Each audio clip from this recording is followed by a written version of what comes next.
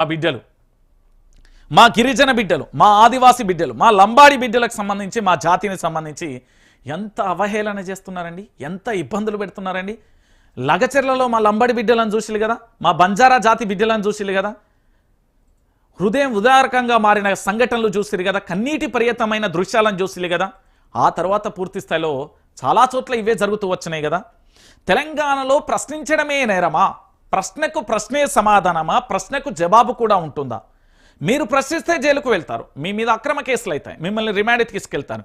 ఏ అర్ధరాత్రి అపరాత్రి ఎవరు వచ్చి తీసుకెళ్తారో కూడా తెలియదు, ఎక్కడ ఉంటారో ఏమైపోతారో కూడా తెలియదు. ఇది తెలంగాణ రాష్ట్ర వ్యాప్తంగా జరుగుతున్న చర్చ. ఇక తండా బిడ్డలపై గూండా రాజ్, లంబాడ జర్నలిస్టులను టార్గెట్ చేసిన రేవంత్, అడిగడుగున కేసులు దాడులు, రంగం అధికారంలోకి రాకముందు నుంచి ఇదే తీరు.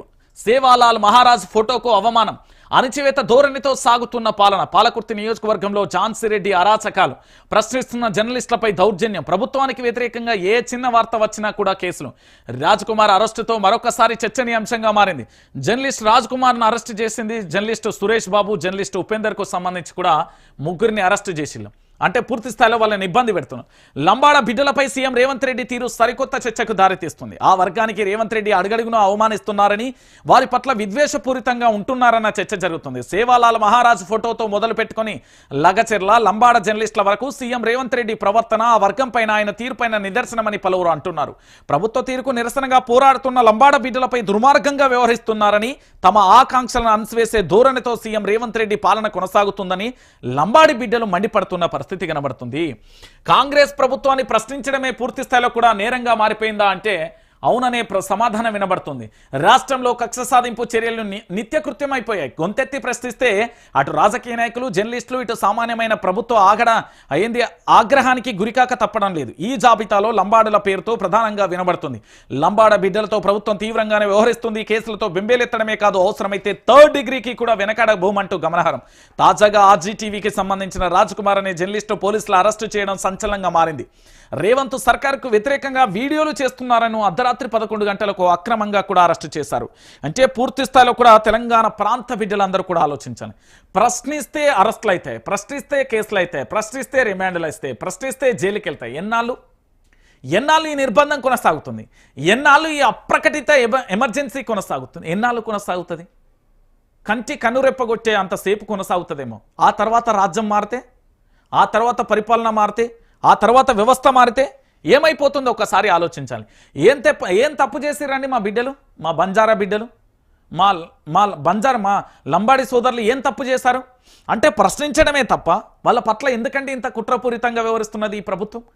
అంటే ప్రశ్నించడమే తప్ప వైఆర్టీవీ పెట్టుకొని వైఆర్టీవీ రంజిత్ లొల్లి పెడుతున్నాడు అంటే, మరి ఇదే వైఆర్టీవీ రంజిత్ 99 టీవీలో పనిచేసిండు కదా, ప్రైమ్ 9లో పనిచేసిండు కదా, రాజ్ న్యూస్లో పనిచేసిండు కదా, సుమన్ టీవీలో పనిచేసిండు కదా, స్టూడియో ఎన్లో పనిచేసిండు కదా. మరి ఇవన్నీ జర్నలిస్టులుగా కనబడతలేవా వీళ్ళకు? ఇవన్నీ కనబడతాయా? అన్ని సంవత్సరాల ప్రయాణం కనబడతలేదా? ఈరోజు ఏదో బాగా మాట్లాడుతున్నారు కానీ ఇన్ని సంవత్సరాల జర్నలిజంలో వేల డిబేట్లు చేసినా కదా, వేల కొద్ది ఇష్యూస్ను బయటికి తీసుకొచ్చినా కదా. అదే వరంగల్ జిల్లాలో కరోనా సమయంలో పీపీ కిట్ లేకుండా ఎంజీఎంకు పోతే అక్కడ జిల్లా కలెక్టర్ను రాష్ట్ర ముఖ్యమంత్రి అప్పటి కల్వకుంట్ల చంద్రశేఖర్ రావే మందలి ఇచ్చిండు కదా. ఒక భయంకరమైన విషయాన్ని బయటికి తీసుకొస్తే మిలియన్ల షేర్లు పోయినాయి కదా. ఈరోజు కాంగ్రెస్ ప్రభుత్వాన్ని ప్రశ్నిస్తే నేరమైపోతున్నది. అందుకే నేను చెప్తున్న బిడ్డలారా, వైఆర్టీవీ తెలుగు న్యూస్ ఛానల్ ప్రతి ఒక్కరూ సబ్స్క్రైబ్ చేయండి. చేసి మళ్ళీ ఏం చేయరు అంటే, తెలంగాణ ప్రాంత బిడ్డలారా నేను చెప్తున్నా కదా, ఇక్కడ పూర్తి స్థాయిలో ఈ ప్రభుత్వానికి సంబంధించి చేస్తున్న ప్రతి అంశాన్ని కూడా మనందరం కూడా గొంతెత్తి నినాదించాలి అంటే ప్రతి ఒక్కరు కూడా లైక్ చేయరు, ఇక్కడ సబ్స్క్రైబ్ చేయరు. ఈ తెలంగాణలో జరుగుతున్న ప్రతి విషయాన్ని కూడా నేను మీకు చెప్తా. ఇక్కడ లంబాడి సోదరులనే కాదు, రెడ్డి బిడ్డలనే కాదు, బీసీ సోదరులనే కాదు, సబ్బండ వర్గాలను కూడా ఎవరు ప్రశ్నించినా వారి మీద ఉక్కుపాదం, ఎవరు ప్రశ్నించినా, ఎవరు వాస్తవాలని చెప్పినా, ఎవరు నిజాలని చెప్పినా, నిర్భయంగా ఎవరు మాట్లాడినా కూడా వాళ్ళను అణిచివేసే ధోరణి కొనసాగుతుంది. ఆఖరికి ఛత్తీస్గఢ్కు సంబంధించి ఒక పేదింటి బిడ్డ వరుసగా వాస్తవ కథనాలను రాసుకుంటూ వస్తే తనను పూర్తి స్థాయిలో సెప్టిక్ ట్యాంక్లో చంపేసిన పరిస్థితి కనబడతాను. ఒక జర్నలిస్టుకు సంబంధించి చంపేస్తే ఇప్పటి వరకు దాని మీద ఉలుకు లేదు, పలుకు లేదు. ఇంతకంటే దారుణం, ఇంతకంటే ఘోరమైన పరిస్థితి ఇంకొకటి ఏమన్నా ఉంటుందా?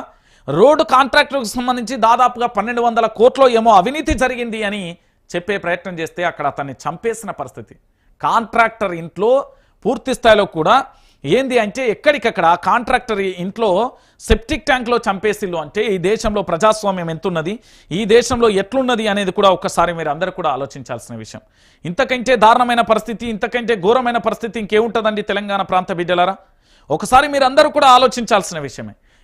ఈ యొక్క స్వతంత్ర భారతదేశంలో ఈ భరతమాత బిడ్డలుగా మనందరం కూడా ఆలోచించాలి.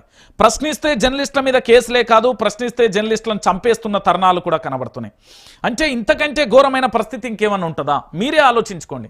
గతంలో ఇదే న్యూస్ లైన్ చెక్కర్ను, ఆ తర్వాత చిలక ప్రవీణ్ను, ఆ తర్వాత T24కు సంబంధించి ఆకుల శ్రీనివాసరెడ్డిని, ఆ తర్వాత నన్ను, ఇట్లా వరుసగా జర్నలిస్టులను ఏంది ప్రశ్నిస్తూ ఉంటే ఒక్కొక్కరిని కూడా అరెస్ట్ చేస్తున్న దృశ్యాలను మనం చూస్తున్నాం. ఇక ఇంతకంటే ఘోరం ఏముంటుంది? ఇక దాంతో పాటుగా తెలంగాణలో అసలు హాట్ టాపిక్ ఏంటి? ఇగో ఇది తెలంగాణ ప్రాంత